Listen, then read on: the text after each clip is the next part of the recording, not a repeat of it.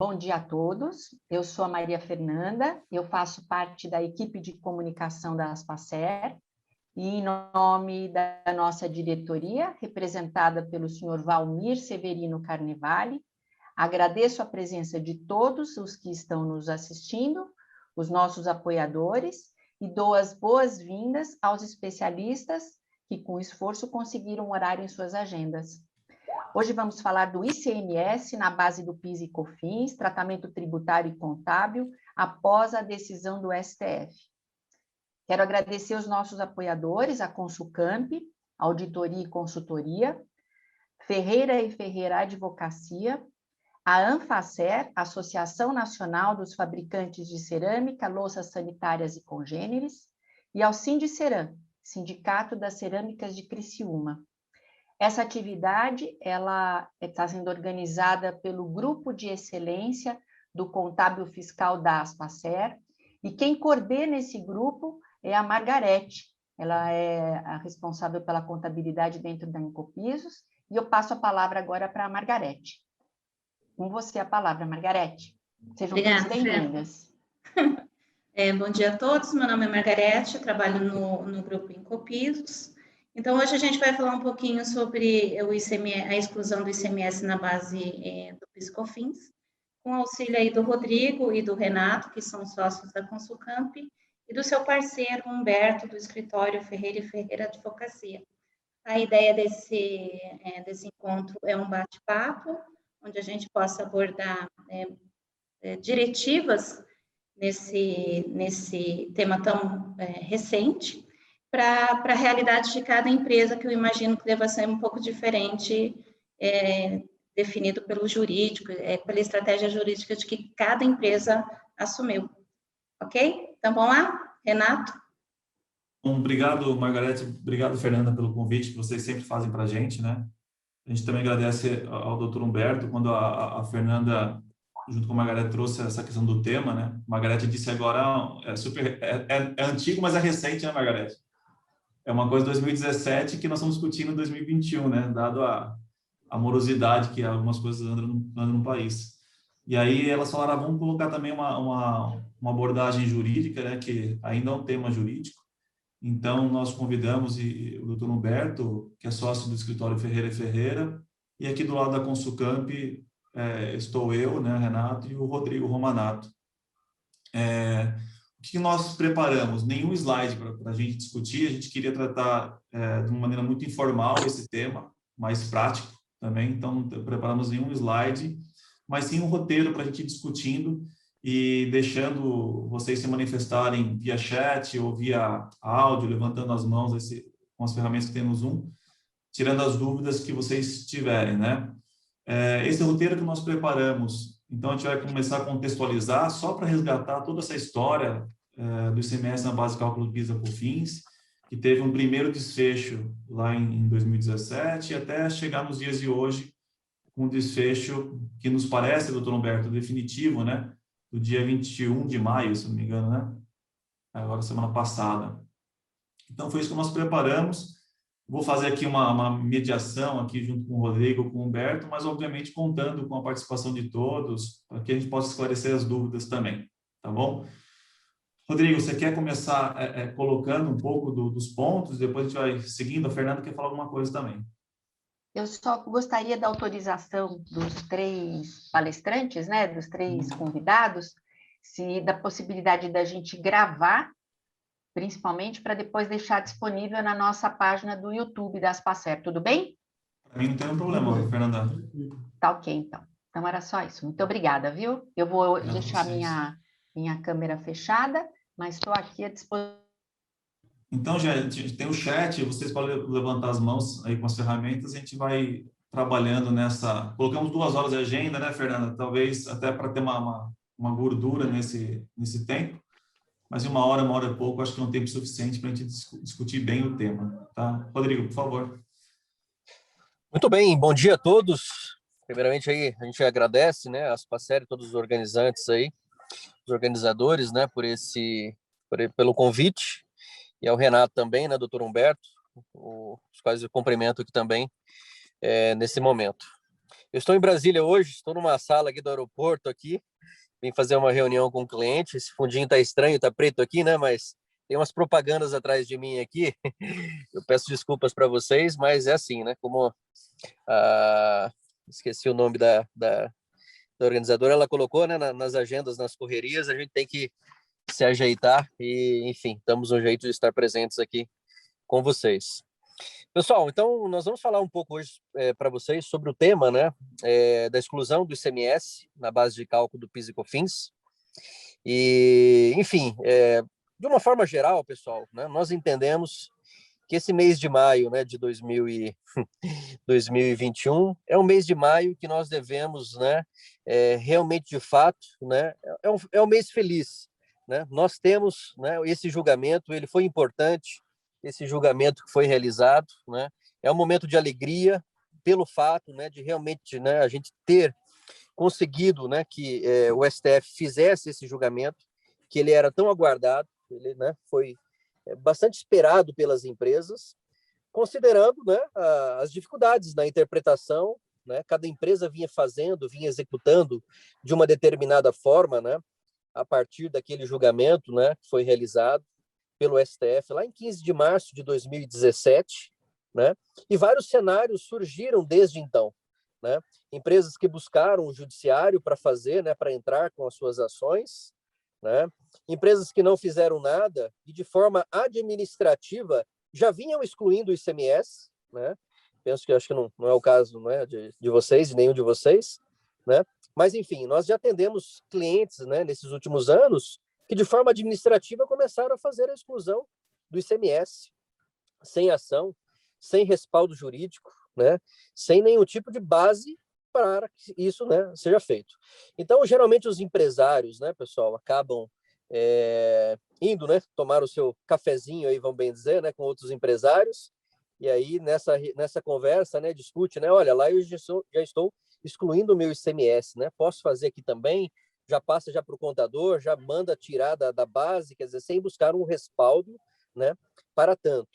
E outras empresas que vinham fazendo, seja por conta, né, do ICMS destacado nas notas fiscais, seja por conta do tal, né, do valor a recolher. Então, nós tínhamos, né, até então, diversos cenários que a gente vinha acompanhando, né, dentro da nossa consultoria. O doutor Humberto também depois pode colocar, né, alguns pontos, alguns aspectos, mas também deve ter várias experiências com situações, com casos, né, dos clientes que chegam, né, até nós no dia a dia. Então, nós entendemos que é um mês que a gente, né, consegue ter esta vitória, vamos bem dizer assim, né? Alguns podem falar, né, Rodrigo, poderia ter sido melhor, né? No nosso entendimento, ficou, né, de um bom tamanho, vamos bem dizer assim, né? Quer dizer, no momento que nós tivemos ali uma modulação, que a gente vai falar já, né, como ficou essa questão dos julgamentos, né, que a maioria de vocês, né, já deve ter pelo menos visto, né, os comentários gerais, né, a respeito da decisão, mas no nosso entendimento, ficou de bom tamanho, tá, pessoal? Tanto com relação, né, para a União, como também os impactos, né, e aí, no final do dia, para as empresas também nós entendemos, né, que ficou de um bom grado, né, a questão da decisão do STF, tá? Foi um julgamento, né, na linha, né, da ministra, da relatora, né, da Carmen Lúcia, né, basicamente, né, ela voltou, né, e dizendo, né, olha, pessoal, o que nós estamos definindo aqui, né, quer dizer, é o que nós definimos lá atrás, né? Não tinha obscuridade, né, não tinha dificuldade, não tinha más interpretações, é aquilo, ponto, né? E aí, basicamente, nós temos depois, né, o acompanhamento dos demais ministros, né? Basicamente, aí ficou 8-3, né, a questão dos julgamentos, onde nós tivemos duas decisões importantes, né? A primeira, né, a questão da modulação dos efeitos, né? Então, ou seja, essa decisão, ou seja, o ICMS ele não se inclui na base do PIS e COFINS, né? Por essa questão do conceito de faturamento, né? Essa decisão ela foi modulada, né, a partir de 15 de março de 2017. Esse foi o primeiro, né, grande resultado, vamos bem dizer assim, desse julgamento, da modulação dos efeitos, no julgamento de 8-3, tá? 15 de março de 2017, para todos os contribuintes, tá? Inclusive para você também que não tem nenhum tipo de ação. Você não entrou, você não buscou o judiciário, né, para fazer valer daquele seu direito. Vale a partir de 15 de março de 2017, tá? Então, essa foi a primeira grande decisão. E a segunda grande, né, decisão é: o que vale é o ICMS destacado, né? Não tem dúvidas, né? Não tem obscuridade naquilo que foi julgado lá atrás, né? Basicamente, o que aí? 48 meses, né? Atrás. Então, o que vale é o ICMS destacado na nota fiscal.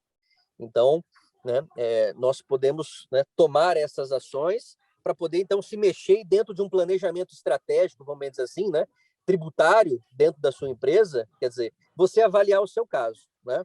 Eu sei que aqui deve ter muitos casos, né? Ah, Rodrigo, entrei com ação, não entrei com ação, já tenho o trânsito em julgado a partir, né? Quer dizer, a minha ação ela lá de 2010, 2012, 2013. Ah, não, Rodrigo, entrei com ação agora, mas não tenho o trânsito em julgado ainda. Quer dizer, já já a gente vai comentar as repercussões, né? Os reflexos, né? Jurídicos, né? Desta decisão. Mas basicamente vale isso. 15 de março de 2017 para frente, nós poderíamos ter, então, né? Nós podemos ter, né? O aproveitamento desses créditos e a não inclusão, então, do ICMS na base do PIS e COFINS, tá? Pessoal, em primeira mão, né? Eu já coloco para vocês que nós tivemos uma normativa ontem da PGFN, tá? Só pegar aqui o número dela para vocês. 7698, tá? É o parecer 7698 de 2021, que ele foi emitido ontem, tá? Onde nós temos aí, então, vamos bem dizer assim, o endosso, né? Quer dizer, Rodrigo, não há nenhuma novidade, mas há um endosso no sentido de, né, da PGFN, né, da administração, de uma orientação à administração tributária, no sentido de dizer, olha, a Receita Federal, né, vai seguir, né, as normativas que foram, né, julgadas, que foram, né, pacificadas aí pelo STF no dia 13 de maio, né, que foi no dia 13 de maio, né? Então, no sentido de garantir que realmente, de fato, a Receita Federal, né, respeite, vamos bem dizer assim, a decisão, de forma a não incluir o ICMS, né, ou seja, né, não vir eventualmente, né, quer dizer, dar um auto de infração para as empresas que passarem a fazer desta forma, né, então como se fosse aí uma orientação nesse sentido, e possibilitar, né, a recuperação administrativa desde 15 de março de 2017. Tá? Quando foi no dia 14 de maio, pessoal, nós fizemos uma live, a Consulcamp, e nesta live, né, sobre a decisão, nós colocávamos, né, olha, pessoal, vamos aguardar, né, a emissão aí, né, de uma orientação por meio da PGFN. Isso veio ontem, tá? Na data de ontem, esta orientação, né, no sentido de dar mais segurança para nós, né? E ela deixa claro, né, olha, podemos fazer isso, né, independentemente de qualquer tipo de ação, né, de entrada de uma ação, né, judicial para tanto. Então, seria uma segurança a mais para que a gente possa fazer isso desde 15 de março de 2017, tá? Rodrigo, quais são as vantagens, quais são as desvantagens de se fazer, né, de se procurar o judiciário nesse momento, né, para buscar esse crédito desde 15 de março, né? Quer dizer, já já a gente vai colocar algumas situações específicas, né? Como, por exemplo, né, o modus operandi de toda essa situação, né? Quer dizer, tem que fazer todas as retificações das minhas obrigações acessórias, né? Desde lá de trás, né? Quer dizer, se a gente entra com o processo, não precisaria fazer, né? Porque basicamente a gente faria uma homologação, né? IN 1717 do ano de 2017, que prevê as regras para a gente, né, fazer esta habilitação e compensação desses créditos, né? Agora, por outro lado, quer dizer, a gente não tendo essa ação e de forma administrativa a gente ter que buscar, né, este crédito, nós precisamos estar preparados, né, para tocar um projeto paralelo, vamos bem dizer, né, porque a vida das empresas, né, é uma vida tão corrida, né, dos departamentos, que no meio dessas atividades, né, de entrega de obrigações, FD, né, ECF, ECD agora, quer dizer, vai ter que parar e tocar um projeto de forma paralela, né? Quer dizer, é um projeto que toma um tempo, sim, né? Ou buscar, né, profissionais para fazer isso.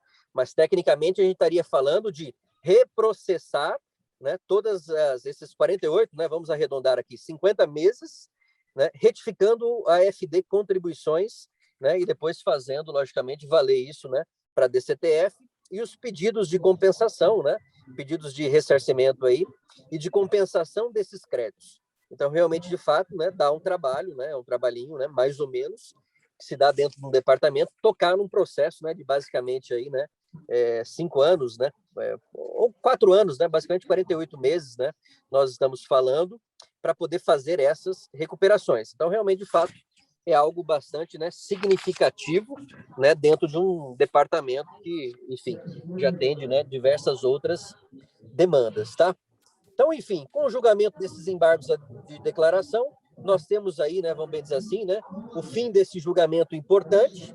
Nós entendemos, né, que é uma vitória, né, importante para nós contribuintes, né, e em nome dessa segurança jurídica, né, que nós temos, que a gente possa, então, daqui para frente fazer, né, essas compensações desde março de 17, né, e também dos períodos correntes, né. Talvez já alguém vá perguntar, né, Rodrigo? Então, a partir daquele julgamento, né, quer dizer, podemos fazer as compensações ou podemos deixar de incluir na base do PIS e COFINS a questão do ICMS? O nosso entendimento é que sim, né? Talvez não fazendo ainda dentro do mês de maio, quer dizer, a gente vai precisar avaliar cada caso é um caso, tem parametrizações sistêmicas, tem uma série de situações, né? Mas talvez estabelecer um ponto de corte e a partir de junho, né, passar a não mais incluir o ICMS, né? Ou seja, aquele ICMS destacado, tá? Então, enfim, foi um contexto geral, o início. Doutor Humberto, quer fazer alguns complementos aí a respeito da Rodrigo, nossa... Exato. Rodrigo, só para, antes de passar a palavra ao doutor Humberto, com essa introdução que você deu, você acabou demarcando alguns pontos importantes. Aí, doutor Humberto, é muito importante ouvir sua opinião. Por exemplo, o Rodrigo, então, fez uma demarcação com a respeito à modulação, né? Então, nós temos uma modulação determinada pelo STF, que foi aquela decisão de 15 de março de 2017, ou março de 2017. Seria importante ouvir você, porque nós temos casos que entraram com ação judicial antes de março de 2017, então se beneficia com 5 anos antes da ação, mas parte já está transitada em julgado, e parte dessas ações que entraram antes dessa linha de corte não está julgado ainda. Como que é o procedimento na prática para os dois casos, doutor Humberto? Seja aqueles casos já transitaram em julgado e os casos judiciais ainda não transitaram em julgado, que tem bastante, por sinal. Bom, primeiramente eu agradeço o gentil convite para participar desse evento. Espero conseguir esclarecer as dúvidas que o pessoal tiver. E se não conseguir esclarecer aqui no curso da nossa conversa, eu me coloco à disposição para conversar a respeito do que for necessário. Renato, eu vou tentar ser o mais objetivo possível aqui, tentar sair um pouco de retórica jurídica e de explicar a questão processual, essas coisas que eu acho que isso não é cabível para quando você quer saber qual é o efeito prático de uma decisão judicial dessa repercussão. Então, basicamente hoje, em função do que foi explicado pelo Rodrigo, a gente tem algumas situações de contribuintes. Então, a primeira situação de contribuinte, eu entrei com ação antes ou no dia 15 de março de 2017 e essa minha ação já transitou em julgado. Esse contribuinte ele vai ter direito a recuperar via compensação, se é que ele entrou com mandado de segurança, ou se foi ação de repetição de indébito, ele pode receber em dinheiro, mas ele vai ter o direito de recuperar crédito desde os 5 anos anteriores ao ajuizamento da ação. Então, esse é o caso mais fácil de todos, que é interrogação antes do 15/3 de 2017 e ação transitou em julgado. Entrei com ação antes do 15/3 de 2017 e até hoje meu processo está lá suspenso, como vários casos que acontecem, inclusive a gente tem uma série deles aqui, que os juízes ou os tribunais suspenderam o curso dos processos para justamente aguardar esse desfecho lá no STF. Esses processos que foram ajuizados antes da data da decisão do recurso extraordinário, ou seja, 15/3 de 2017, eles ainda estão em curso, mas o exercício do direito contido na ação, ele foi feito antes de ser proferida a decisão do STF dizendo que o ICMS não está na base de PIS e COFINS. Por conta disso, vai ser respeitado o direito desse contribuinte de recuperar os valores pagos indevidamente a esse título nos últimos 5 anos anteriores à propositura da ação. Então, qual a diferença desse para o primeiro? Basicamente nenhuma. O único detalhe é que ele, por conta dessa decisão do STF, ele ainda não pode ir lá e começar a compensar os créditos do passado.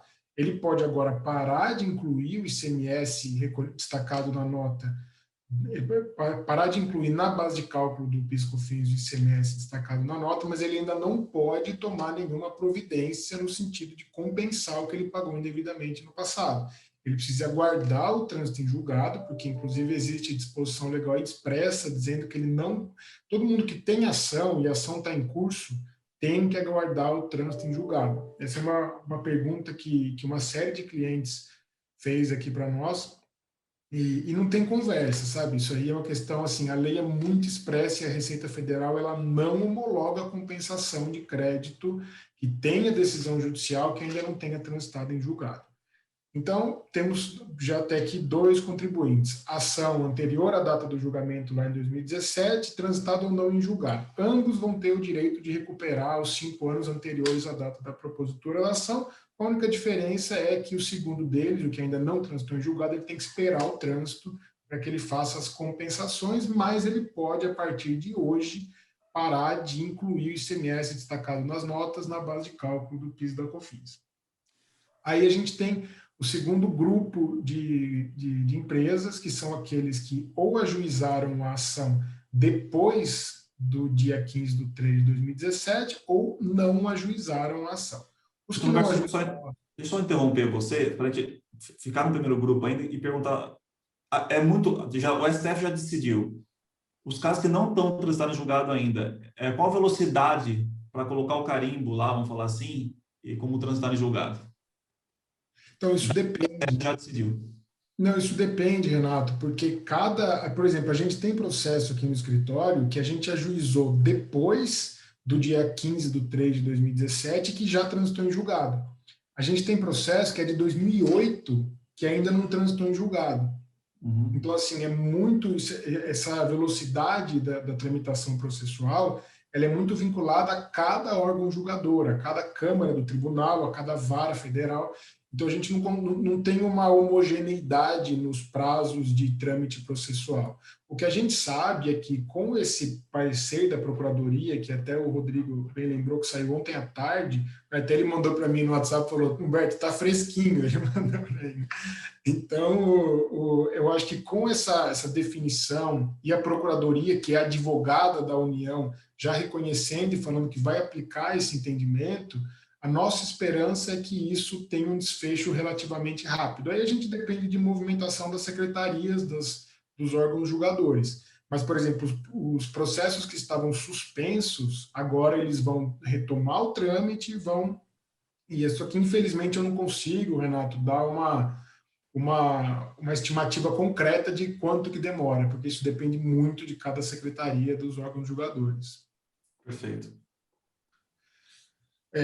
Então, até aproveitei aqui, acho que a Elizabeth perguntou qual é o número do parecer, pessoal. Eu acabei compartilhando, então, aqui no chat, colocando o parecer para vocês em PDF, tá? E o Rodrigo complementou dizendo que é o 7698/2021, acho que é às 5 horas da tarde de ontem, se não me engano. Tá bom? Por favor, Humberto. Então, aí a gente tem o segundo grupo de empresas, que são aqueles que não ajuizaram ou ajuizaram a ação pós 15 de 3 de 2017. Esses são as empresas que foram atingidas pela modulação dos efeitos. Quando a gente fala modulação dos efeitos, parece um termo técnico, mas ele é muito simples. É o STF determinando como que a decisão surte efeito no tempo.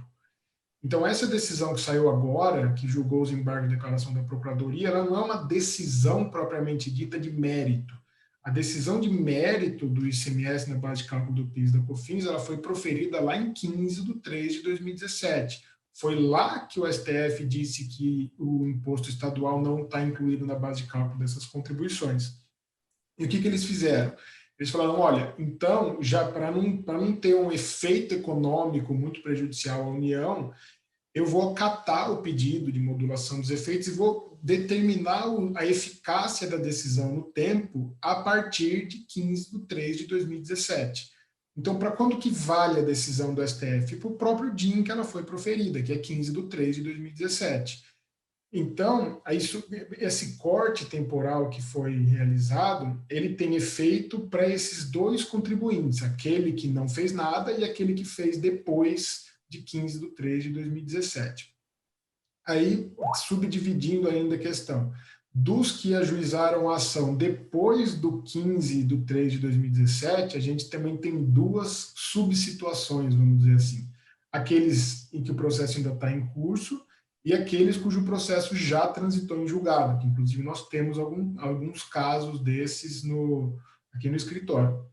E isso gera uma insegurança jurídica tremenda, porque você imagina comigo, a empresa ela tem uma decisão individual transitada em julgado, que fala que ela tem o direito de excluir o ICMS da base de PIS/COFINS e de compensar os valores pagos a esse título nos últimos 5 anos, e a decisão foi proferida antes da modulação, então, em tese, ela teria direito a retroagir nos 5 anos anteriores à data da propositura da ação, mas veio a decisão do STF, em repercussão geral, em caráter amplo e geral, dizendo que não, ela não tem os 5 anos antes da propositura da ação, mas ela teria que exercer esse corte temporal a partir do 15/3.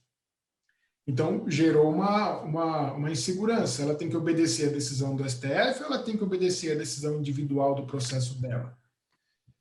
Isso, na nossa interpretação, a gente tem alguns clientes que acabaram ficando nessa situação e a orientação que nós temos passado é para o cliente não fazer nada.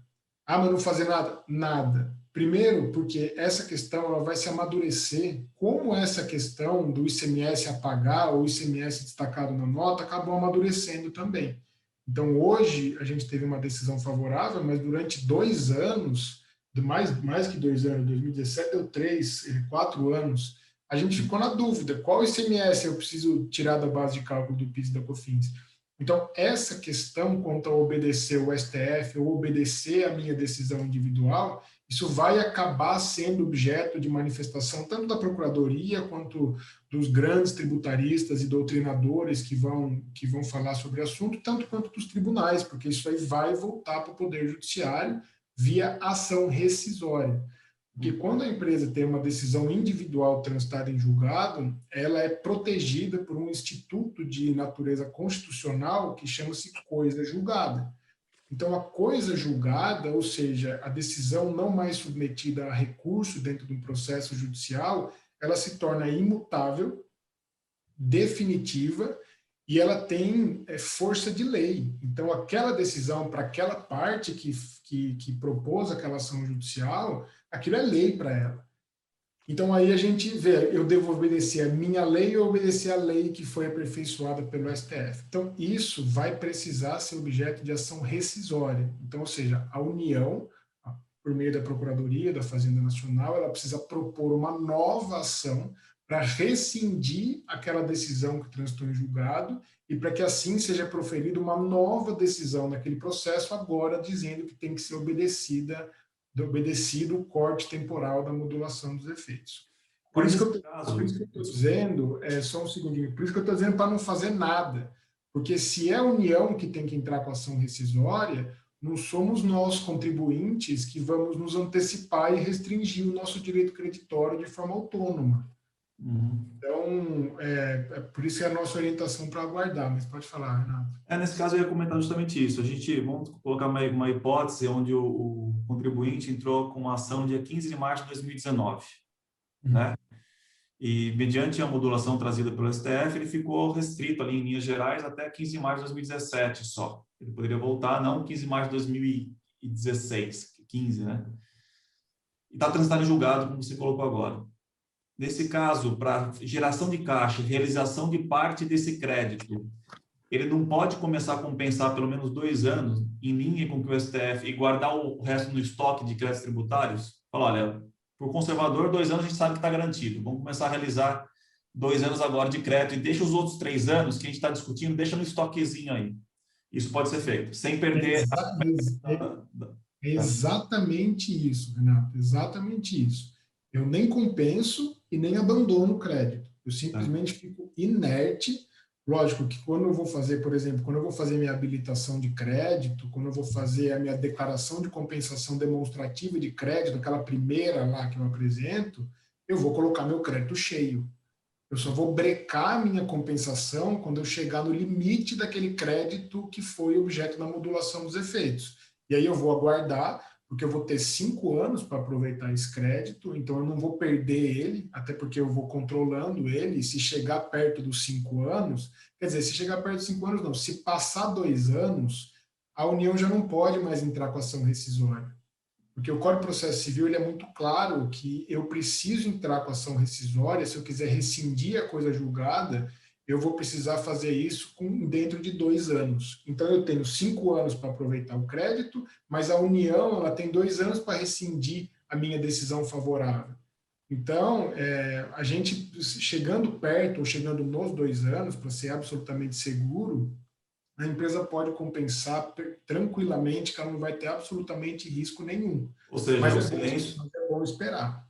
o silêncio serve para não cutucar a onça, ou no caso o leão. Certo? Exato, exatamente. Então fica em silêncio, não se cutuca o leão. Renato. Pois não. Só fazendo um complemento, logicamente, cada caso é um caso, né? A gente tem que sempre avaliar, né, o individual para poder dar a melhor orientação. Mas tem algumas situações, né, doutor? Quer dizer, são ações mais recentes. O pessoal entrou em 2019, entrou em 2020, e alguns já cogitam eventualmente fazer uma desistência do processo, né, já que tem a modulação dos efeitos a partir de 15 de março. Então, eu faria desistência do processo nesse momento, tá? Para poder já fazer a compensação administrativa desde 15 de março de 17.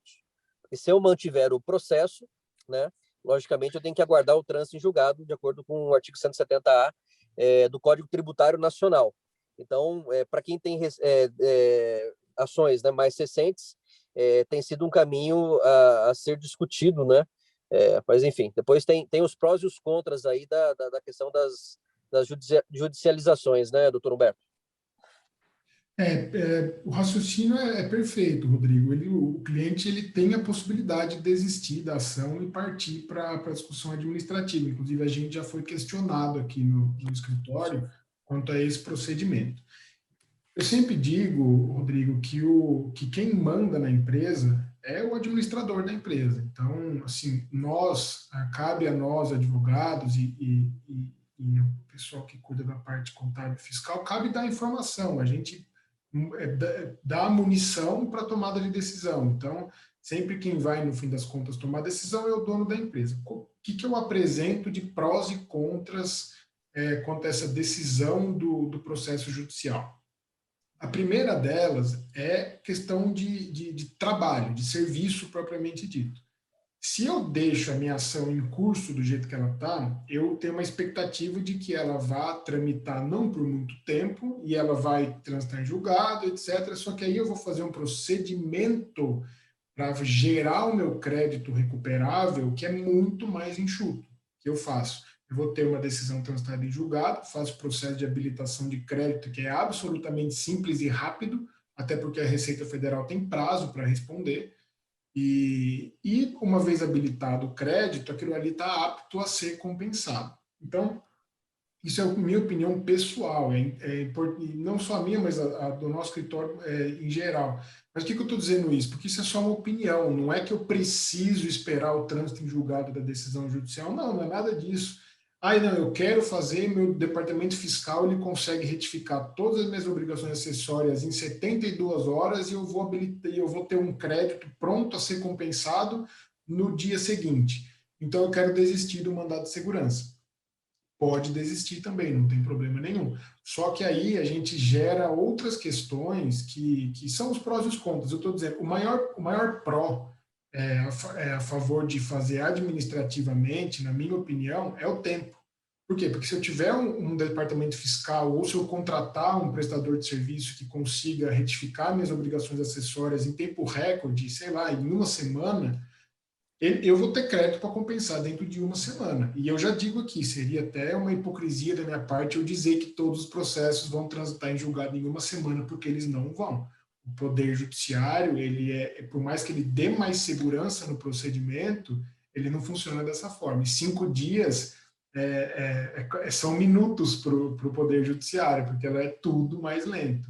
Então, assim, o maior, para mim, na minha opinião, a maior vantagem do procedimento administrativo é a celeridade. A empresa está precisando de caixa, eu preciso do crédito agora, eu não quero pagar tributo, vai para o administrativo, que ele é rápido.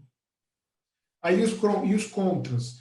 Os contras são eu ter que mexer na escrita fiscal. Então, eu vou ter que ver uma série de questões, além das 50 DCTF que o Rodrigo comentou, e das 50 EFD contribuições, eu vou precisar ver também como que eu vou gerar esse efeito nas ECF, porque eu vou mudar a minha escrita, eu vou diminuir a minha despesa de PIS e COFINS.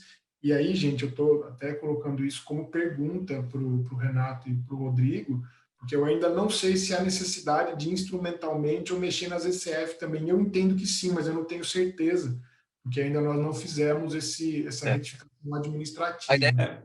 A ideia é que sim, doutor Humberto, nós precisamos, né? A ECD, logicamente, a gente não consegue mexer, né? Conseguiria, no máximo, substituir, né? A última, mas, enfim, também do ponto de vista legal, né? Normativo contábil, né? Você não pode ficar substituindo, somente em grandes exceções, né? De uma contabilidade imprestável, vamos bem dizer assim, né? Fora isso, a gente não poderia. E as ECFs nós poderíamos. Agora, cada caso é um caso, porque a gente tem que ver como que você tratou esse tema lá atrás também, né? Se você está discutindo isso dentro de um processo, o correto era você registrar na sua DRE, né, esse PIS e COFINS a maior, deixar aberto no passivo e ir fazendo a adição, né, no LALUR, considerando que você estava discutindo isso judicialmente, fazendo um controle na parte B, né, para nesse momento agora você trabalhar. Então, existem diversas situações. Tem gente que considerou isso aí feio lá atrás, né, e acabou reduzindo o lucro tributável, né, Renato? Cada situação, a gente já viu inúmeras situações na prática, né, Renato? Eu acho que, aproveitando o seu comentário, Tom Humberto, cabe a gente falar um pouco da questão contábil, né? Ora, se nós pagamos ao longo de alguns anos mais PIS e COFINS do que deveria, e em determinado momento a nossa decisão judicial foi favorável ao contribuinte, significa dizer que ele tem que reconhecer uma receita, né? E aí nós temos uma norma contábil, que a gente fala o CPC 25, que vai falar de passivo contingente, provisões e ativo contingente. Então, se nós, lá em 2014, com o fim do RTT, regime tributário de transição, deixou de ter uma contabilidade fiscal e contabilidade societária, mas tão somente a contabilidade societária que segue as normas contábeis, a gente tem que nos direcionar pela contabilidade societária. Então, o CPC 25 vai dizer o seguinte: quando que eu reconheço um ativo contingente? Porque nós estamos falando de um ativo agora, né, de um imposto a compensar. Pela norma contábil, eu reconheço um ativo contingente à medida que ele for líquido e certo e cuja estimativa seja confiavelmente mensurada. Então, eu peguei 5 anos, mensurei de forma confiável, ingresso com uma ação judicial e todas as decisões são favoráveis a mim, né? Ou a decisão vem direto em meu favor. Opa, então, calma aí, as condições para reconhecer um ativo contingente me parece que já estão colocadas. E quando que eu reconheço isso? Com efeito retrospectivo, eu vou voltar lá imagine que eu entrei com a ação em 2016. Eu volto em 2012, 13, 14, 15, não. O efeito é prospectivo. Eu reconheço aquilo no momento quando a decisão ou as condições foram favoráveis a mim.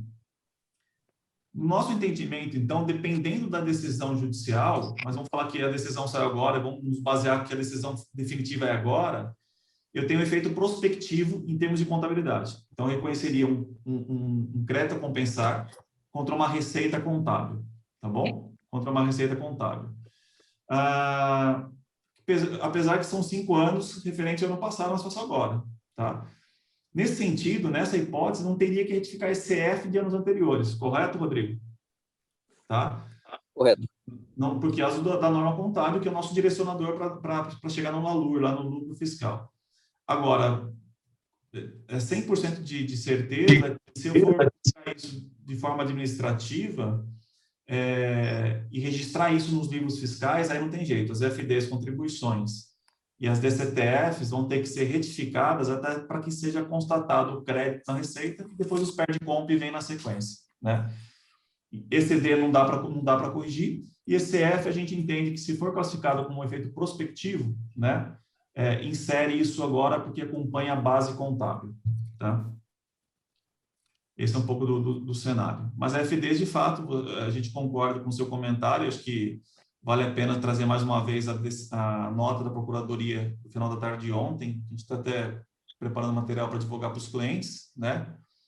A Procuradoria fala que dá para ser de forma administrativa, então a gente tem o nosso ponto de vista, que obviamente a gente vai falar para os nossos clientes que dá para ser de forma administrativa, mas respeitando também os contras que você colocou, né? E de forma bastante pertinente, que essa necessidade de retificar contribuições e outras coisas mais. Perfeito. E o Renato? Pois não, Rodrigo. É um ponto aqui que eu queria também discutir neste evento aqui com o Dr. Humberto. Dr. Humberto, nós temos situações, talvez casos mais raros, mas eles existem, né, em algumas situações que nós já vimos também, né? Quer dizer, eu tinha uma ação, né? Eventualmente nós temos o trânsito em julgado dessa ação ou não temos o trânsito em julgado, só que sobre o valor, né, a recolher, né? Mais difícil ainda, raro essa situação, viu, Renato? Mas existe. Então o juiz lá, né, eventualmente deu a liminar para se fazer mais sobre o valor recolhido. Nessa situação, aí nós devemos, então, doutor Humberto, como fica só a parte jurídica legal? Aí, se for liminar, Rodrigo, porque assim, no mandado de segurança ele tem lá o juizamento, uma decisão liminar, que é uma tutela provisória, ela não é definitiva, aí tem sentença, e é a sentença que faz a coisa julgada. A liminar, por ela ser uma tutela provisória, ela não tem esse caráter de definição do mérito da questão. Então, se a decisão for só uma liminar, dizendo que o contribuinte só tem o direito de excluir o ICMS a pagar, isso está tranquilo, isso a própria justiça vai resolver isso, porque quando eles forem sentença, quando eles têm a obrigação de obedecer a decisão do STF em repercussão geral. Então, o juiz ele tem, inclusive, responsabilidade com relação ao que foi decidido pelo Supremo. Então, por mais que ele tenha dado uma decisão provisória, contrariando a orientação que foi agora esclarecida pelo Supremo, na decisão de mérito ele precisa obedecer o que o STF falou. E se ele não obedecer, aí cabe ao advogado fazer o recurso cabível e levar isso para as instâncias superiores. Mas se foi só a liminar, a gente tem até caso assim aqui no escritório, se foi só a liminar que foi para excluir o ICMS a pagar, isso vai se resolver naturalmente no curso do processo. Não, bacana. Eu acho que é importante também colocar um ponto que o pessoal tem... O pessoal não está fazendo pergunta ainda, né, Renato? Mas eu já vou colocando as dúvidas dos clientes, né? Que, enfim, fizeram contato com a gente nos últimos dias para poder discutir. Então, a gente já está colocando esses pontos importantes para vocês também, né? O primeiro ponto, alguns contribuintes, né, questionando sobre o próprio PIS e COFINS na base do PIS e COFINS, né, doutor Humberto? E também a questão do ISS na base do PIS e COFINS. Nós temos diversos clientes com liminares já, né? Não sei se é o caso de vocês, né? Possivelmente não, né? Comércio, mas eventualmente pode ter alguma outra empresa do grupo também, né? Que tenha a parte de serviços. Mas as chamadas teses filhotes, né, doutor Humberto? Assim que o mercado conhece, né, as teses filhotes. No primeiro momento, enfim, a discussão é ICMS na base do PIS e COFINS, né, doutor? Nós não podemos fazer ainda, e logicamente precisaria judicializar essas questões. Agora, sim, um aprendizado fica nessa ação do ICMS na base, né, doutor? Quer dizer, há uma discussão sobre um determinado tema, né? Qual que é o melhor caminho, né? Eventualmente, cada empresa também tem o seu histórico e tudo mais, mas, na dúvida, né? Quer dizer, entra com a ação, né, doutor? Quer dizer, já garante o seu direito, porque se tiver uma modulação dos efeitos daqui 3, 4, 5 anos, por exemplo, a questão aí do próprio PIS e COFINS, do ISS, enfim, não tem nem data marcada para ser julgado ainda, né? Mas vamos supor que se julga daqui 5 anos, né? Quer dizer, já entra com a ação, já garante o direito para você ficar resguardado. Então, acho que ficou um aprendizado com essa questão do ICMS aí e da modulação dos efeitos, né, doutor? Exatamente. É até complicado advogado falar isso, que parece o vendedor de laranja pedindo para todo mundo tomar suco, sabe? Então, mas, independentemente disso, eu vejo, assim, as empresas que entraram com ação há muito tempo atrás, elas tiveram um benefício muito, muito significativo. Então, por mais que ela tenha ficado durante todo esse tempo com um processo judicial em curso, etc., tem muito empresário que não gosta de ter processo, e eu respeito essa opinião, mas quem entrou com a ação antes teve um benefício muito mais significativo. Cada mês antes que eles entraram com a ação é um mês a mais de crédito que tem. Então, na dúvida, é sempre bom judicializar, até porque o mandado de segurança não tem encargo, não tem sucumbência, normalmente os advogados cobram honorário de êxito, então é um trabalho de risco duplo, se a empresa perder, o advogado também perde. Então, assim, eu acho que os prós são infinitamente maiores que os contras. E com relação a essas teses filhotes, Rodrigo, assim, a gente tem um monte delas. Então, tem exclusão do ICMS, da base de cálculo do lucro presumido, da CPRB, tem exclusão do ISS, da base de cálculo de PIS/COFINS, e assim, tem uma série delas. O que a gente tem notado no Poder Judiciário é que eles pegaram, a jurisprudência tem se estabelecido no sentido de que, diferentemente do ICMS, em que você tem uma disposição legal expressa da Lei Complementar 87, dizendo que o ICMS calcula-se por dentro, nos tributos em que você não tem uma obrigatoriedade legal de inclusão no cálculo da própria base, de inclusão do tributo na própria base de cálculo, o Poder Judiciário tem dito que não se deve acatar o mesmo entendimento proferido nesse caso do ICMS na base de PIS/COFINS. Exemplo disso, o PIS/COFINS sua própria base. A gente tem uma série de ações nesse sentido também, isso dá um impacto econômico muito significativo para as empresas, mas a gente tem notado que a jurisprudência vai se firmar de forma contrária e ela não vai seguir a mesma orientação agora do ICMS na base de cálculo do PIS e da COFINS. O ISS, a gente tem notado que ele tem mais aceitabilidade da jurisprudência. Então, a gente tem aqui uma série de liminares, etc., só que ele também está com repercussão geral. Então, o ISS na base de PIS da COFINS, ele não vai seguir esse julgamento do ICMS na base de PIS e COFINS. Ele é uma outra tese, um outro tema da repercussão geral. Por mais que os fundamentos, em muitos pontos, eles sejam muito próximos, vai ser uma outra tese, um outro julgamento. Então, vale essa mesma questão. Os que têm a possibilidade de ter proveito econômico com isso devem tomar as providências e buscar os seus direitos para não deixar para a última hora para a gente ter esse monte de dúvida como a gente está agora aqui. O próprio ISS na base do ISS também, acho que teve um julgamento esses últimos dias, alguma coisa nessa linha também, né, doutor?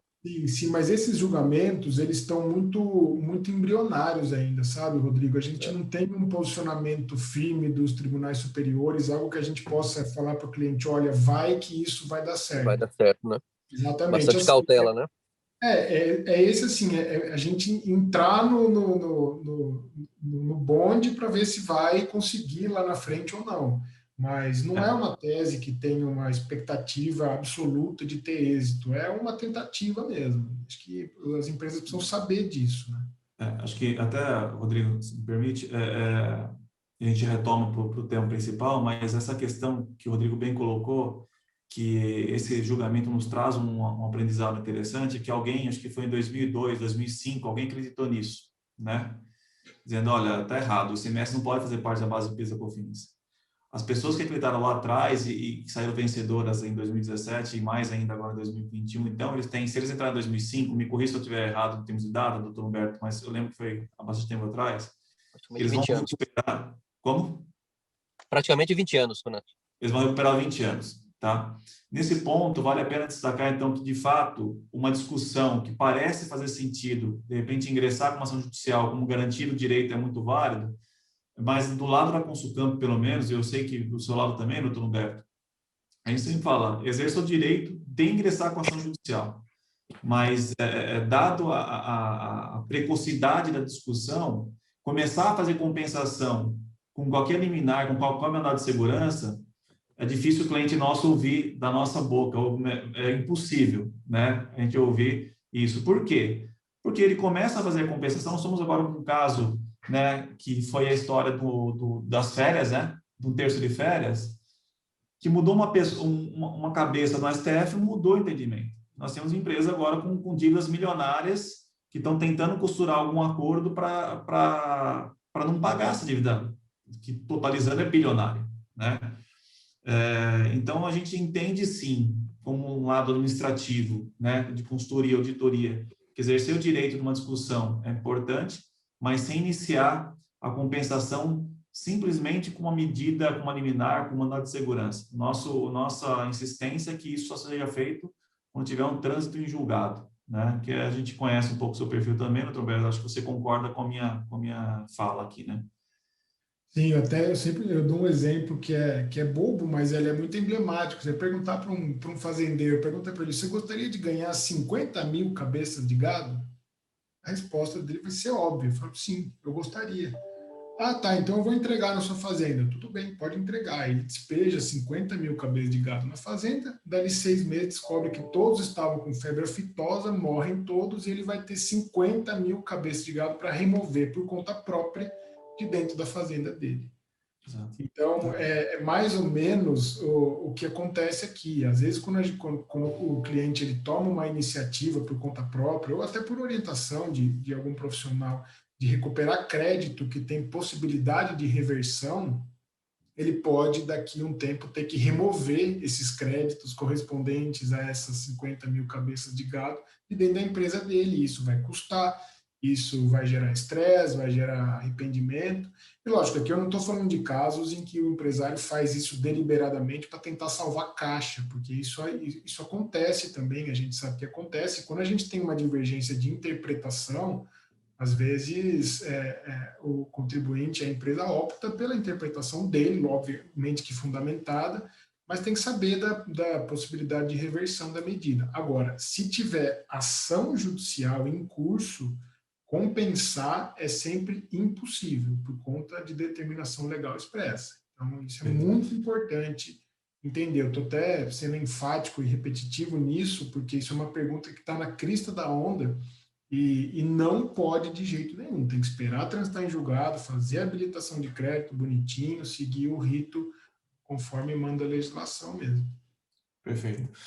Doutor Roberto, até 2 questionamentos que eu vou colocar, e um deles acho que tem a ver com a dúvida do João Victor, né? O primeiro é com relação às empresas que entraram com pleito judicial, tiveram trânsito em julgado e já fizeram uma habilitação, né, do ICMS, destacaram na nota, foram lá e habilitaram, e usaram esse crédito, tá?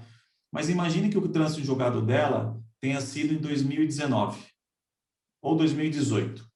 Tá bom? 2018, foi super rápido 2018, então ela foi lá e falou, preciso habilitar agora, habilitou, e começou a usar. Mas aí, por algum motivo, ela falou, vou esperar um pouquinho mais essa decisão que o STF vai ter dos embargos de declaração. E aí, decidiu agora, semana retrasada. Ela tem que fazer constantemente novas habilitações de crédito ou não? Não. Não. O processo de habilitação de crédito, ele por natureza, ele não tem vinculação com valores. Então, a Receita Federal ela não vai auditar quanto de crédito a empresa tem no processo de habilitação. Então, basicamente, a habilitação de crédito ela leva para a administração tributária a notícia de que contra ela foi proferida uma decisão transitada em julgado e que representa uma obrigação da Receita Federal com relação ao contribuinte, uma obrigação de pagar, de restituir algo, ou de permitir a compensação como meio de quitação e solução desse indébito que se formou. Então, por conta disso, não se deve esperar que o procedimento de habilitação de crédito ele seja uma avaliação exauriente quanto à validade do crédito, porque não é isso. Ele vai dizer o seguinte, tem um crédito, ponto final. Agora, quanto de crédito, os critérios de atualização, isso tudo vai ser verificado quando for feito o juízo homologatório da declaração de compensação, que se dá 5 anos depois da transmissão. É simplesmente um aviso na Receita Federal que eu tenho crédito aqui no meu processo, né? Você coloca, obviamente, uma memória de cálculo lá para evidenciar para ela, mas ela não vai ficar conferindo ali, ticando aquilo. Ela vai sim saber que você é um CNPJ que está compensando, vai compensar e, portanto, vai ficar dentro de uma lente dela para poder, eventualmente, aumentar. Tá bom. E aí a gente conta para a Receita Federal o número do processo, junta a cópia da decisão transitada em julgado, etc., só para noticiar ela mesmo, só para não cair dentro do sistema um direito creditório cuja verificação seja difícil. Ali você emenda as pontas do crédito para que a Receita Federal tenha certa facilidade de auditar. E a Rose colocou agora para a gente, a Rose Bento, né, dizendo que com a habilitação, então, ela não tem que fazer as retificações das FTs anteriores. É justamente isso que a gente falava, né, Rose? Que se há algum pró no aspecto de demanda judicial, de ação judicial, é o fato de você sair vencedora desse pleito e esse crédito que você recebe, então, não tem que ser apontado nas obrigações acessórias anteriores à decisão, certo, doutor Roberto? Exato. O processo de habilitação de crédito, aliás, a decisão judicial transitada em julgado, ela substitui a necessidade de retificação da obrigação acessória, porque quando eu mudo a minha DCTF, que eu reduzo o meu tributo a pagar e eu tenho um DARF maior recolhido, aquilo faz com que o sistema da Receita Federal gere um indébito que eu vou compensar na minha PERDECOMP.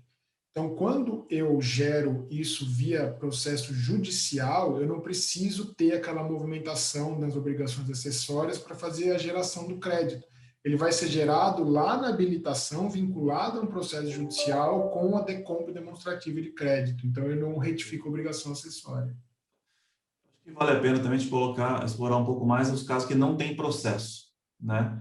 Então, hoje estava falando agora um pouco com uma empresa de Indaiatuba, extremamente conservadora, já tiveram problemas passados, falando, não, isso não vai parar em pé, isso vai quebrar o Brasil, isso não vai dar certo, né? E eu não vou entrar, porque tem algumas experiências ruins do passado.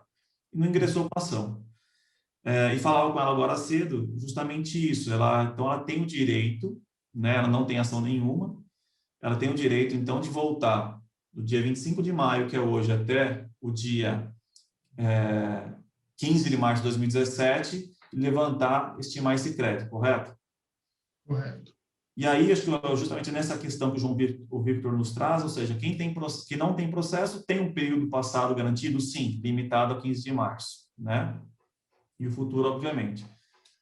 Aí entra, né, João Victor, pessoal, entra justamente na questão, tá, levantei o crédito, tem 2 milhões. Como que eu tomo o crédito? Ontem, então, a Procuradoria soltou essa nota, que nós compartilhamos no chat agora, e contextualizando, dizendo, olha, Receita Federal, nós tivemos uma decisão desfavorável em 2017, nós insistimos com a Justiça via embargo de declaração, pedindo que fosse tirado da base, seja o ICMS devido e não o ICMS destacado, mas, né? E diante dessa decisão do STF, nós temos que respeitar e orienta a Receita Federal, então, a não notificar ou autuar as empresas que já estejam trabalhando com ICMS destacado fora da base do PIS da COFINS, né? Essa nota, no nosso entendimento, ela dá uma tranquilidade para as empresas que não têm processo em começar hoje a levantar, até o dia 15 de março, falar, olha, eu tenho 2 milhões e vou compensar esses 2 milhões. Como foi colocado agora há pouco, essa compensação pode ser feita como? Administrativa, sim. Se não tiver a questão judicial, uma ação judicial, tem que retificar, então, as FDs contribuições desses últimos meses, aí, mais de 3 anos, quase 4 anos, 50 FDs contribuições, retificar da DCTF para que os créditos sejam identificados na Receita e depois surgir com o PERDECOMP. Então, há, de fato, um trabalho que a empresa tem que levantar, né? Mas um outro ponto também, que eu não me recordo se nós comentamos aqui, doutor Humberto, é que à medida que eu retifico uma FD contribuições ou qualquer obrigação acessória de 2016, né, eu reabro o prazo para recontagem do tempo de fiscalização da Receita. Então, se nós mandamos uma FD contribuições em abril de 2017, o prazo que a Receita Federal vai ter para fiscalizar essa obrigação acessória esse mês, né, vai se extinguir agora em meados de 2022. Então, tem mais um ano aí. Se nós mandarmos uma retificadora de abril de 2017 agora, ela vai reabrir mais 5 anos para a Receita Federal olhar. Então, mesmo nós, como consultoria e auditoria, a gente não pode deixar de apontar isso. Apesar também de reconhecermos que tem empresas que são muito regularizadas, né? E pode retificar quando quiser, a Receita Federal pode bater na porta quando quiser, que está aqui o meu crédito, a minha escrita fiscal. Então, João Victor, acho que a forma de compensar se dá tanto de forma administrativa, como o doutor Humberto pode até complementar um pouco mais agora, de forma judicial aí nos seus instrumentos legais para isso. É exatamente isso, Renato. Até respondendo ao João Vitor, agradecer ele pela pergunta, mas respondendo objetivamente a pergunta dele, não precisa entrar com processo. O STF, como guardião da Constituição, ele já fez esse serviço pelos contribuintes. Então, ele já decidiu que o ICMS não está na base de cálculo do PIS e da COFINS. Então, a empresa, a partir de amanhã, ela já pode começar a rever, levantar os créditos, retificar a obrigação acessória, para fazer gerar esse direito creditório sem entrar com ação judicial. Pode fazer isso? Pode fazer isso, não tem problema nenhum. Principalmente pelo fato de agora a Procuradoria da Receita da Fazenda Nacional, que é advogada da União, ou seja, quem interpreta a lei pela União, ela já falou. Ontem à tarde ela colocou esse parecer que nós dividimos aí no chat, dizendo que pode fazer administrativamente. Então, não precisa entrar com processo.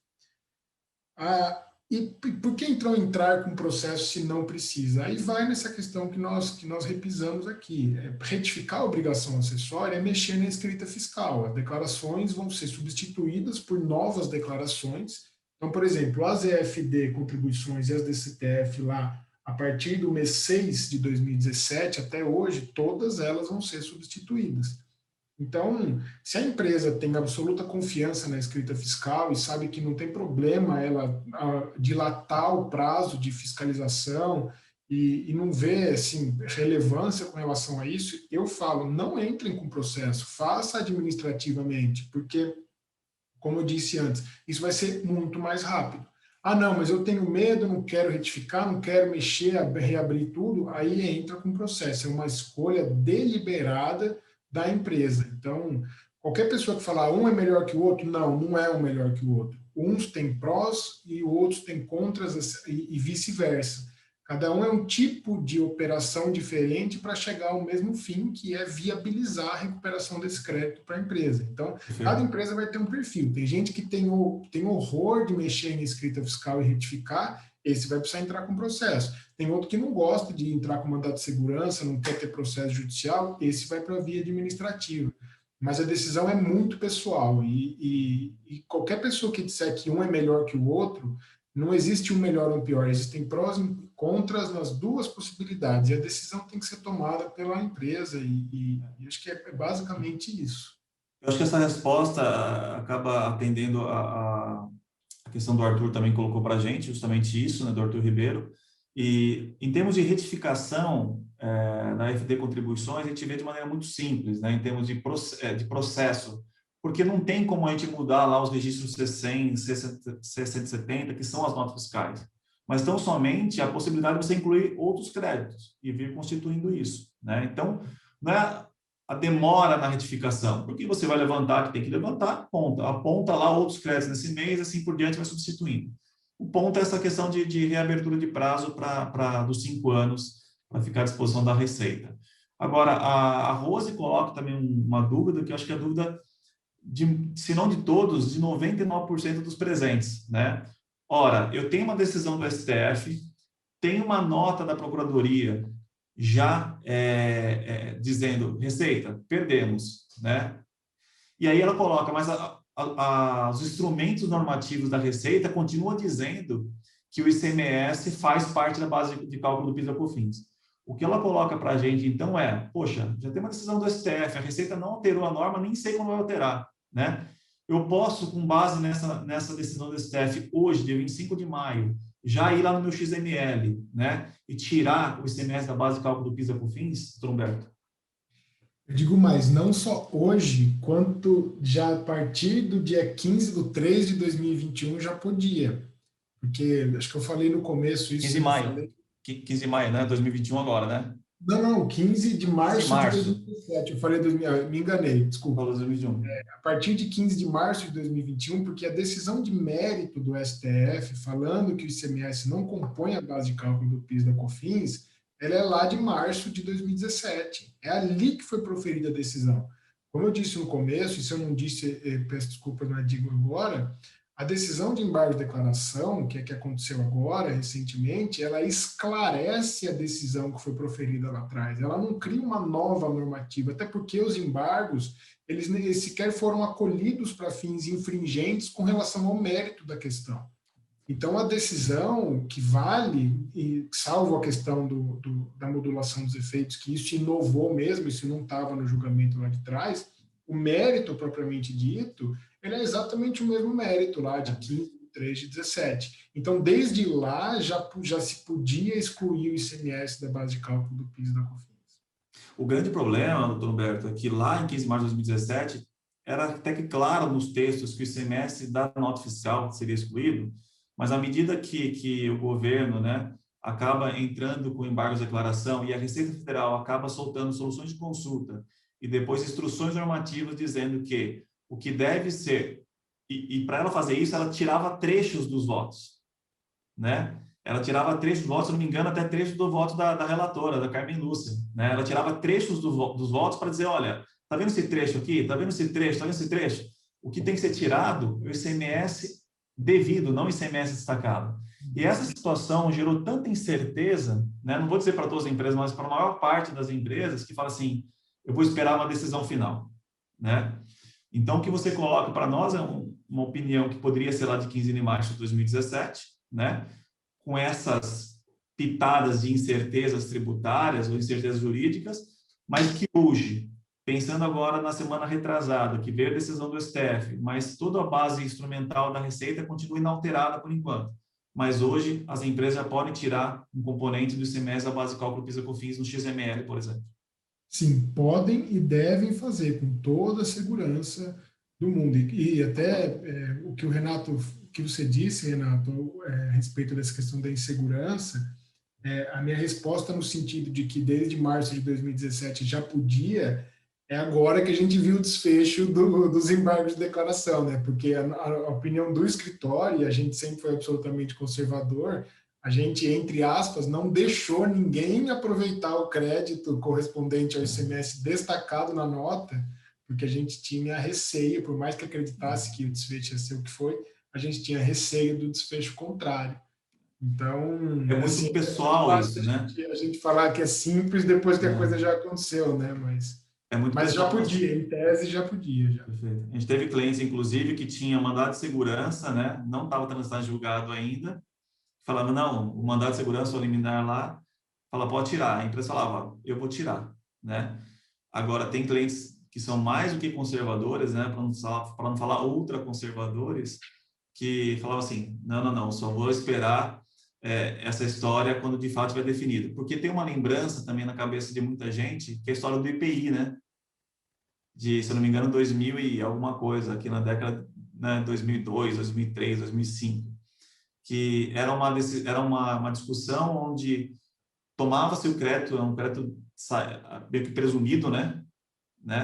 Eu não lembro exatamente o contexto, mas todo mundo ali, o STF já decidiu. Antes de bater o martelo final, mudou alguém do STF que tinha um outro entendimento. E aí um monte de gente acabou ficando exposto porque fez uma coisa indo pela corrente majoritária, mas que acabou se confirmando, né? Então é uma decisão pessoal que cabe opiniões, seja nossa ou de advogados, né? Mas que a caneta está sempre na mão do decisor. Sim. E até para responder objetivamente a pergunta, se daqui para frente eu já posso começar a excluir, tem uma vertente também que é do ponto de vista do direito processual também, porque a gente chegou num momento da discussão do leading case lá, que é o caso líder, que é esse julgamento do STF que a gente está falando, que ali não cabe mais recurso. Então, foi proferida a decisão em última instância, que é o recurso extraordinário, e agora ela foi complementada pelos embargos de declaração. Em tese, caberia outro recurso de embargo de declaração, mas para questionar matérias que não foram julgadas nesse. Então, assim, se a gente pensar na questão principal, que é o ICMS está ou não na base de cálculo do PIS da COFINS, isso matou, está resolvido. Qual ICMS que não está na base de cálculo do PIS da COFINS? Também resolveu, já falou que é o ICMS destacado no documento fiscal. Aliado a isso, essa normativa, esse parecer da Procuradoria que foi emitido ontem, isso completa digamos assim, o kit de segurança jurídica que o contribuinte tem para passar a adotar a orientação.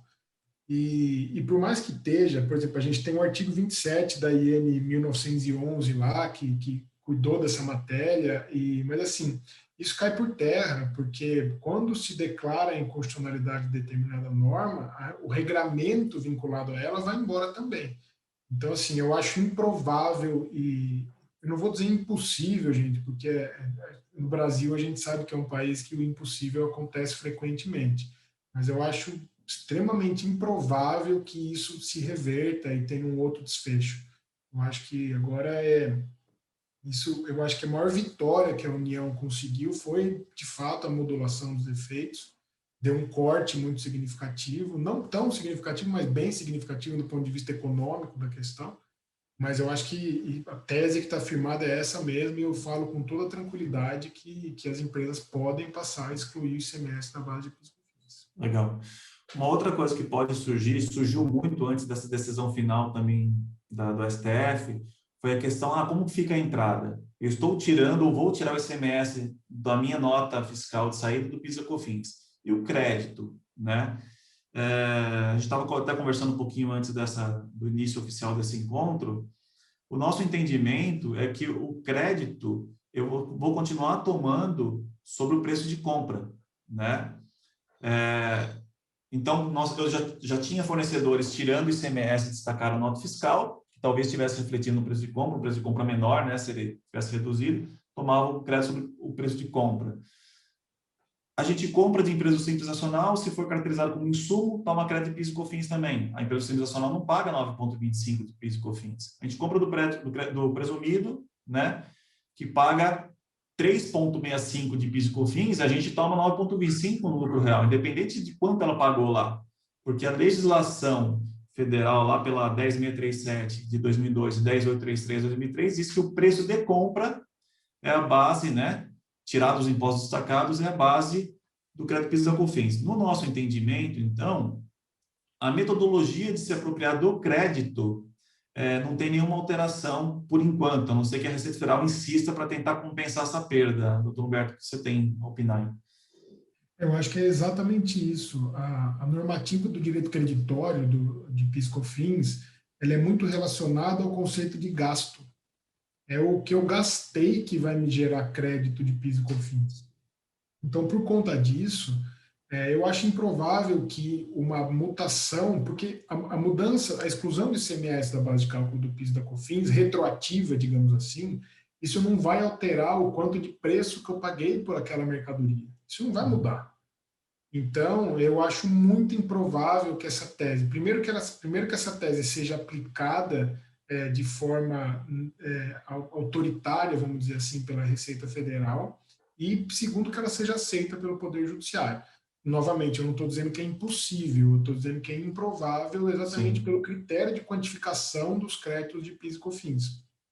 Então, eu acho que, assim, aí até recentemente um cliente me perguntou se ele teria que entrar com um mandado de segurança para tentar se proteger dessa tese que, eventualmente, a União viesse a tentar aplicar para atenuar os efeitos econômicos dessa discussão. A minha resposta foi a seguinte: cabe mandado de segurança preventivo? Cabe, poderia impetrar um mandado de segurança preventivo, e se a empresa tiver com muito medo, muito receio disso, cabe, acho que não tem problema nenhum, mas eu não recomendaria. Eu acho, assim como eu acho a questão daqueles contribuintes que estão com trânsito em julgado e que entraram com ação depois da decisão lá em março de 2017, eu acho que essa questão ela vai se amadurecer. Então, muita gente vai opinar sobre isso, a Receita Federal vai dar a orientação dela de como assimilar essa nova realidade do cálculo de PIS, COFINS, ICMS. Ela com certeza vai, se for intenção dela mesmo, questionar essa questão vinculada ao crédito, ela vai emitir soluções de consulta nesse sentido, ela vai emitir decisões nos processos administrativos, porque a gente tem que lembrar também que, além da discussão judicial, tem um monte de processo de restituição administrativa que está no CARF para ser julgado. Então, assim, o CARF também vai precisar emitir o posicionamento dele quanto à recuperabilidade do PIS/COFINS sobre ICMS. Então, assim, eu acho que ainda é cedo para a gente se agarrar a um medo do que pode vir a acontecer. Eu acho que é interessante, lógico, acompanhar, permanecer estudando a questão, mas eu acho que tudo isso, o tempo vai cuidar de nos dar o que é perigoso, o que não é, o que a gente precisa fazer, vamos para o mandato de segurança, não vamos. Acho que por hora é mais comemorar do que temer, por enquanto. Sim. A Elizabeth mandou também uma mensagem para a gente, né? Então, ela tem um mandado de segurança desde 2007, já está transitado em julgado, né? E a primeira parte da pergunta dela é se ela pode, então, retroagir a 2002, né? E a segunda parte, você tem que retificar as declarações. Elizabeth, eu vou responder a segunda parte, tá? Se você tem uma questão judicial já ingressada, justamente por ser judicial, você não tem que retificar as obrigações acessórias. Agora você vai levantar, sei lá, 5 milhões de reais. Então, você vai colocar 5 milhões de reais agora, né, sem a necessidade de voltar lá em 2002. Você bem colocou. Obrigações acessórias que nem mais existem, como, por exemplo, a DACOM. Com relação ao prazo, né, se é 2007, se é volta para 2002 ou não, eu prefiro deixar, obviamente, com o doutor Humberto, que é advogado. Sim, é exatamente isso. Como a ação foi ajuizada antes da decisão lá de 15 de março de 2017, o nosso ordenamento jurídico ele protege quem exerceu o direito antes de se estabelecer uma modulação dos efeitos ou um novo regramento vindo do Supremo Tribunal Federal. Então, a empresa exerceu o direito dela lá em 2007, consequentemente, ela vai estar protegida pelos efeitos do direito já exercido e ela vai poder retroagir 5 anos antes do ajuizamento da ação, tranquilamente. Perfeito.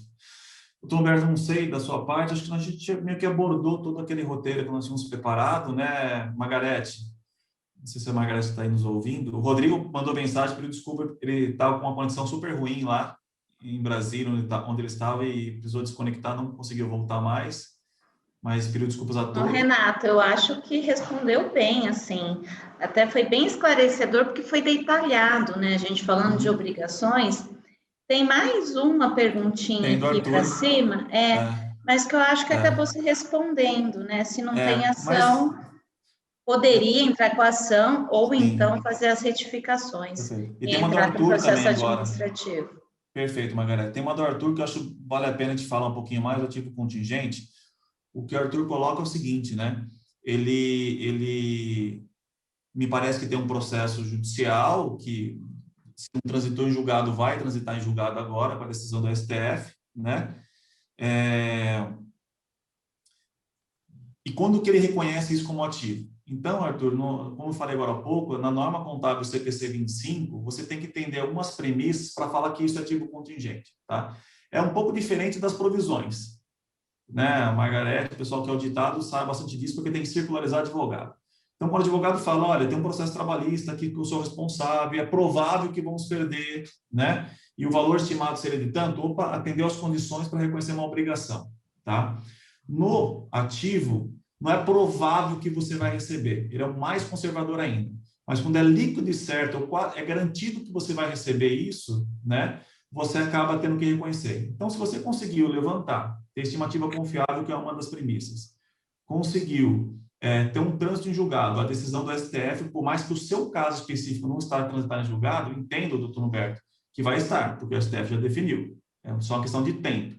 Então, eu entendo que as condições para você reconhecer um ativo agora já estão atendidas.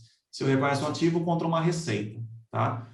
Uma discussão que pode ter aí, você fala, pô, mas eu tenho 10 milhões para compensar, né, Margarete? Eu vou colocar 10 milhões no ativo, na receita já tributo agora de cara? E nós precisaríamos avançar um pouquinho mais, porque no entendimento da Receita Federal, quando você aparecer com essa receita lá no resultado, você teria que tributar, né? Mas no ambiente jurídico, há uma certa discussão que você poderia ir tributando essa receita à medida que você vai realizando ela, ou você vai compensando esse ativo, vai realizando o ativo, tá? É isso, doutor Humberto? É exatamente isso. Eu acho que com relação ao reconhecimento do ativo na contabilidade, eu acho que o que o Renato pontuou está perfeito. Eu acho que satisfazendo as características do que é um ativo, o contabilista precisa reconhecer isso. Não tem muito... tem regramento hoje em dia expresso para esse tipo de reconhecimento. Com relação à questão da tributação desse valor, porque quando a gente pensando objetivamente no crédito de ICMS na base de PIS e COFINS, o PIS e a COFINS que a gente pagou a maior no passado, ele foi uma despesa dedutível maior no passado. Hoje, se obviamente estou falando de empresa que é tributada pelo lucro real. Hoje, ao fazer a diminuição daquela minha despesa de PIS e de COFINS, eu vou precisar reconhecer aí me corrija se eu estiver errado, Renato, mas eu vou reconhecer outras receitas, que vai ser a reversão daquela despesa de PIS e COFINS que eu tive lá atrás, que foi a maior. Consequentemente, isso vai dar efeito no IRPJ e na contribuição. E, atrelado a esse indébito, eu vou ter Selic. Então, eu tenho juros incidentes sobre aquele meu indébito. Esses juros vão configurar a receita financeira. E receita financeira também vai impactar no IR na contribuição e vai impactar no PIS/COFINS também. Então, na opinião da Receita Federal, e quando eu digo opinião da Receita Federal, é porque ela usa como base dois documentos que ela emitiu lá em 2003, que depois eu coloco eu vou colocar já no chat aqui para ficar Aproveitando, gente, talvez a gente vai terminar esse encontro sem conseguir responder todas as dúvidas, ou outras dúvidas poderão surgir, né, Margarete? Coloquei no chat também o meu e-mail, o e-mail do Tom Huberto e o e-mail do Rodrigo, que a gente está à disposição, tá bom? Então, com base nesses documentos que foram emitidos lá em 2013, a Receita Federal entende que tem que tributar tudo na hora do reconhecimento contábil ou na hora do trânsito em julgado da decisão individual do processo que reclama algum direito contra a Fazenda Pública. Qual que é o posicionamento que nós entendemos? E isso, gente, é opinião do escritório. Isso não significa que a gente está correto peremptoriamente, e a gente ousou discordar da Receita Federal nesse caso específico, porque aquele entendimento que foi proferido lá em 2003, ele é específico para ação de repetição de indébito. E a ação de repetição de indébito tem um provimento jurisdicional condenatório, ou seja, eu entro com uma ação pelo rito comum, eu peço para condenar a Receita a me devolver algum valor que eu paguei indevidamente, e na sentença o juiz vai falar o seguinte: verdade, é pagamento indevido, consequentemente, Receita Federal, pague de volta para o contribuinte o que você recebeu indevidamente dele no passado. Essa sentença judicial condenatória, ela forma um título executivo judicial, ou seja, a partir dela eu já tenho liquidez, eu já tenho certeza, quer dizer, liquidez em tese, porque eu ainda posso passar por processo de liquidação de sentença, mas digamos que a sentença seja líquida, já tem um número lá colocado. Ela vai ser líquida, vai ser certa e ela vai ser executável. Inclusive, eu já vou partir para o processo de cumprimento de sentença. E é nesse contexto que a Receita Federal emitiu esses dois atos, que eu vou colocar no chat depois, dizendo que tem que reconhecer e tributar na data do trânsito em julgado. Por que nós discordamos desse posicionamento? Primeiro porque a grande maioria das ações do ICMS na base de PIS/COFINS, elas foram ajuizadas no rito do mandado de segurança. Não é a mesma coisa que a ação condenatória, é um rito processual distinto, mais enxuto, mas o mais importante é que ele dá origem a um provimento jurisdicional mandamental, não é condenatório. Mas qual que é a diferença? Um condena, parece boba a diferença, mas um condena, você vai condenar a Receita Federal a me pagar um valor, e o outro manda a autoridade coatora impetrada a fazer alguma coisa em função de reconhecimento de um direito líquido e certo. Então, nesse caso aqui, quando a gente tem mandado de segurança, o juiz fala: eu declaro que não incide PIS/COFINS sobre o ICMS e reconheço o direito do contribuinte de recuperar administrativamente, via compensação, os valores pagos indevidamente a esse título. Veja que ele não está condenando a Receita Federal a pagar nada. Tanto que, se o contribuinte pegar essa sentença transitada em julgado, colocar na gaveta e nunca for fazer a habilitação de crédito e a declaração de compensação, essa decisão mandamental, ela nunca sequer teve vocação de representar um direito econômico, líquido e executável para o contribuinte. Sim, você tem um direito, mas para eu viabilizar aquele direito, eu preciso fazer uma série de procedimentos para que, primeiro, ele se torne líquido, ele se torne certo e ele se torne liquidável, ele se torne capaz de me trazer um benefício econômico mensurável e objetivo.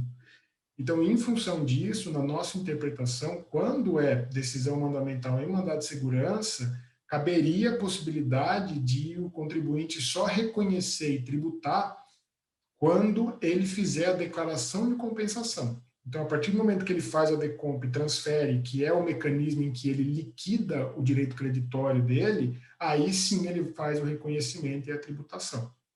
Ah, Humberto, tem risco nesse procedimento? Tem, porque a Receita Federal não concorda com ele. Então, quando os clientes optam por aderir a esse posicionamento do escritório, eles optam, mas já deliberadamente sabendo que existe um determinado grau de risco. A Receita Federal ela pode querer refazer esse reconhecimento para que seja reconhecido lá no passado e fazer com que seja tributada a Selic, por exemplo, de não ter tributado no momento e ter que tributar no momento anterior.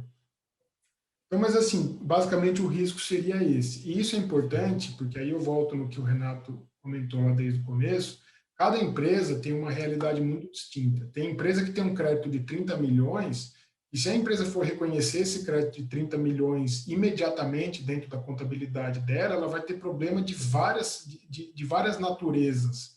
E nem cabe aqui exaurir todas elas. Não tem caixa para pagar o IR muitas vezes. Exato, exatamente. 30 milhões, eu tenho que entregar 10 milhões é alguma coisa de IR para a Receita Federal. Né? Um terço desse crédito que nós estamos discutindo é para a Receita Federal, é só questão de tempo. Exato. Porque a Receita, claro, pode ter prejuízo fiscal, uma série de coisas. Mas, em linhas gerais, é uma receita que 34% dela tem que ser destinada a imposto de renda. Exatamente. Então, esse cliente, esse contribuinte, essa empresa que tem esse problema de ter um crédito muito significativo e ter complicações por ter que reconhecê-lo imediatamente na data do trânsito em julgado, eu acho que esse é um candidato a aderir a esse entendimento que, na nossa opinião, ele é absolutamente plausível, ele tem fundamento em regra processual, tem fundamento em regra jurídica, mas ele é contrário à Receita Federal. Então, assimilado o risco e sabendo que isso pode gerar algum questionamento, por mais que o efeito econômico do questionamento seja mínimo, porque vai tributar, no fim das contas, o tributo vai ser recolhido sobre o direito creditório e sobre a Selic. Então, eu só estou colocando isso mais a título informativo. Perfeito. O efeito caixa, desculpa, Humberto, o efeito caixa ele acaba tendo que ser considerado em toda análise.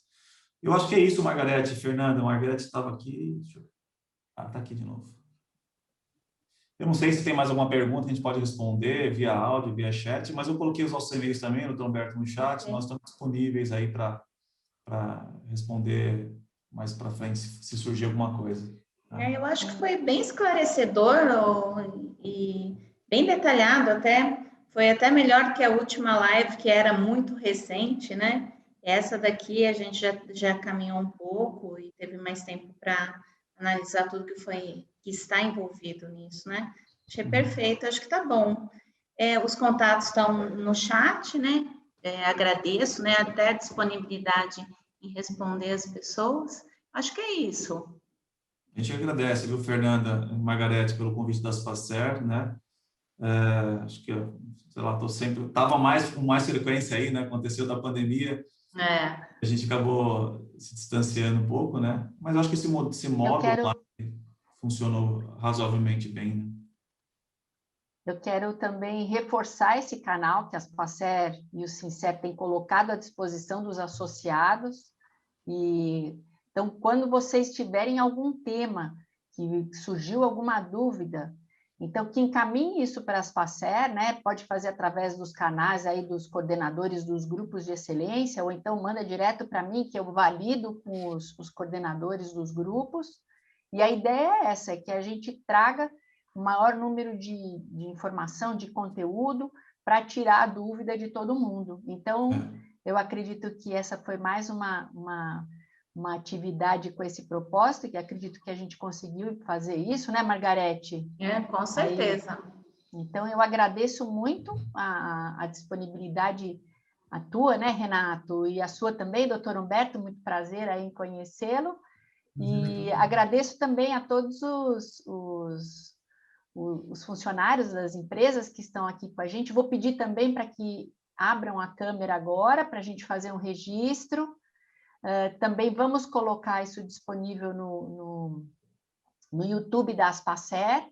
Vou estar divulgando, e se o Renato e o Dr. Humberto quiserem divulgar algum conteúdo, a gente manda depois através da lista de presença. Tá bom. Então, tá bom, também pode ser interessante, né, Renato? A gente quis fazer bem um encontro, meio que uma mesa redonda, sabe? Então, falando do Dr. Roberto, né? Não vamos colocar slide nada, vamos tentar gerar conteúdo de forma prática lá, o que a gente ouve de clientes. Uma parte dos nossos clientes, obviamente, está dentro do setor, né? Do Roberto também, mas eu sei que tem empresas de outros setores. Eu estava vendo agora aqui um cliente que é de outro setor, viu? Quando você divulgou, Fernanda, a gente divulgou para todos, né? Então, Sim. Tem gente de setores totalmente distintos do setor de revestimento. Legal. Então, a gente falou, vamos fazer uma coisa bem informal, mas que agregue valor na conversa. A gente poderia continuar conversando aqui, por exemplo, formação de preço de venda, Margarete. Tem 2 markup agora. Um fator markup tem o ICMS, na base de cálculo PIS e COFINS, depois tem que acrescentar um outro markup do ICMS, né? Mas a gente pode deixar para uma próxima conversa. Talvez não muito longe. Com certeza. Um bate-papo, a gente faz no Excel daí. Delícia. Eu reforço, obrigado pela parceria também com a gente. Tá bom. Quem mais vai abrir câmera aí, ou que não tem, porque nem todo mundo tem câmera disponível, nas suas máquinas, mas então quem tiver, por favor, abram, que a gente vai fazer uma foto aí. O Eduardo, que está junto com a gente, já vai fazer o registro. Du, acho que pode fazer o registro, acho que nem todo mundo vai ter câmera. E avisa a gente quando tiver ok. Ninguém fala nada. Bom, já fiz, deu ok. Tá bom, Du? Já fez? Isso. Legal, então. Então tá ótimo. Muito obrigada de novo e até a próxima, né, Margarete? Né, isso, Renato? se Deus quiser. Obrigada, Renato. Obrigada, Humberto. Obrigada pela parceria. Até a próxima.